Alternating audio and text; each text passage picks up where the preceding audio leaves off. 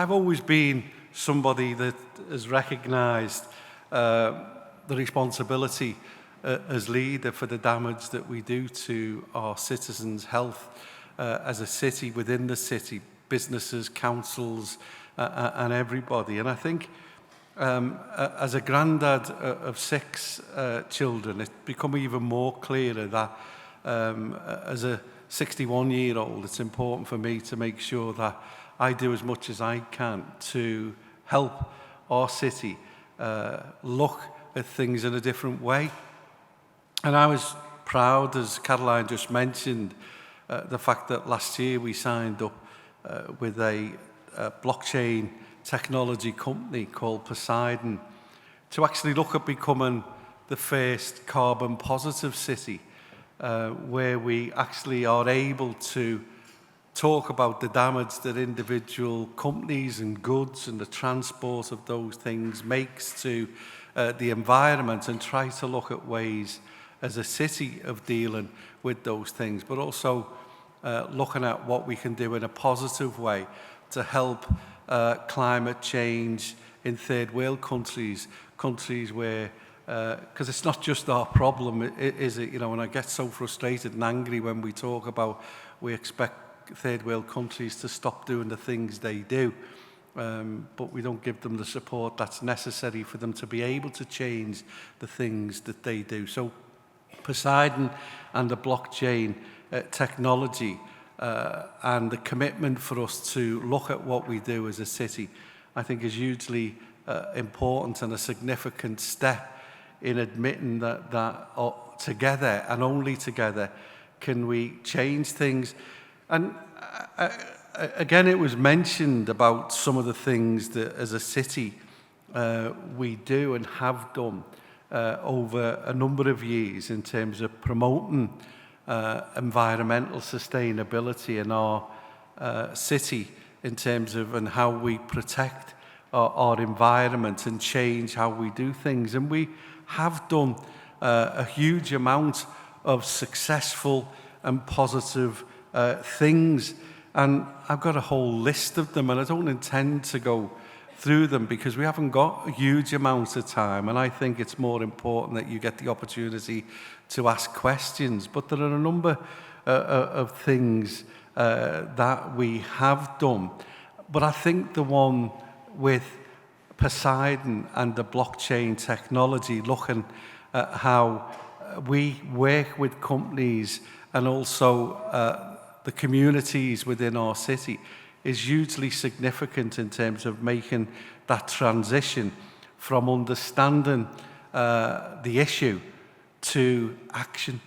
And that's the most important thing, because this isn't a London issue, this isn't any particular one city in the UK issue or in Europe or the world. It's all of our issue. It's a global issue.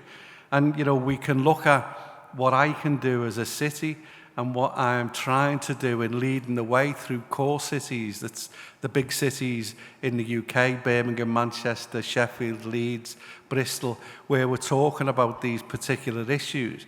But it's also about, for me, as important, getting central government to understand that local government needs their support and their help in terms of whether it's how we build houses for the future, whether it's how we build more cycle lanes, electric charging points, reduce cars coming into the city centre, have more hydrogen buses.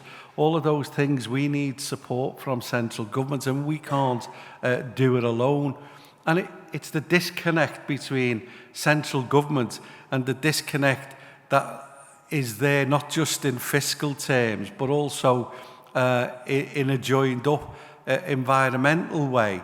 That is the most worrying thing for me. And we've just had recently Parliament declaring that they recognise that there's a climate emergency. Now what we need to see is that statement backed by real action, an action that includes the thinkers in government. And it's interesting that Lord Gummer's here as well, because I believe he's a progressive within this area who champions climate change and the need to do things. But when we've got situations of just been talking to somebody on the table around what government failed to do in terms of, like we put VAT on solar panels, like we make no incentives to companies, to people, to cities to do things differently. We simply don't do that. And we have to. We have to incentivize people as well as motivate people and inspire people to do things differently. That's the job of big government, that's the job of little governments, but it's also the job of companies as we recognise that we can invest, not just invest to earn, but invest to save the planet, invest to save our children, invest to save the way we invest in a better way by getting a better return from it.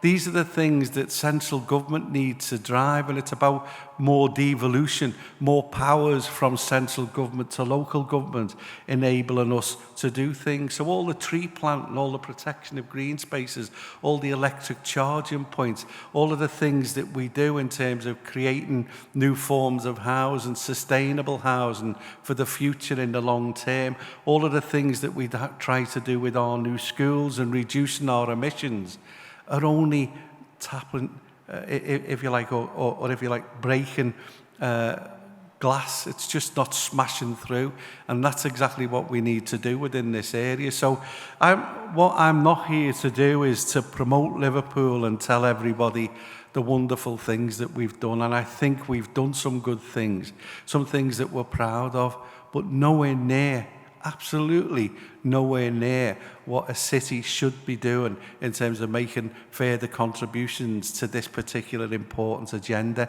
And what I would say is that government should be looking at councils like Liverpool who are progressive and want to look at not only reducing our emissions in a way, but actually making a contribution to becoming climate positive.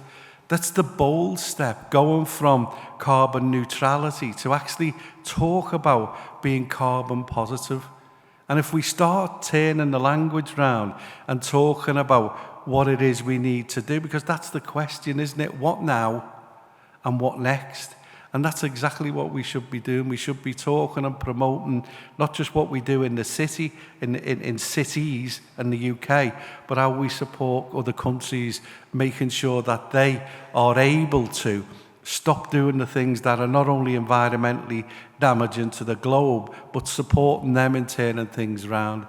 So look, as I said, I'm more than happy to take questions when we finish our sessions. But for me, I think this is a timely debate. There are many influential people here, many more conversations that we need to have, not just here, but in cities across the UK. And I want to be part of that as a leading local government spokesperson, as Mayor of Liverpool, elected by the people of the city.